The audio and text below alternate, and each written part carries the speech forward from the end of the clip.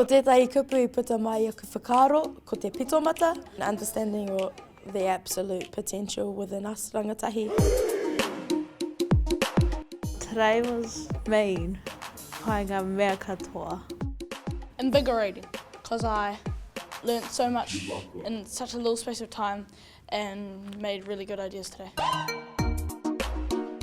There was just a group of kids who got together, kids that knew how to speak te reo, kids who didn't, and it was just really cool. Us as Rangatahi, we're being taught how we can sustain te reo Māori. There's potential for the future that te reo Māori is rising.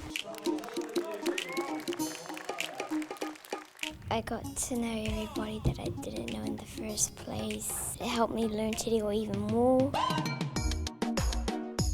I gained a real insight in who is supporting the kaupapa and how we will be supporting it. It's about time that we thrive our te reo culture back into Aotearoa. Kia ora.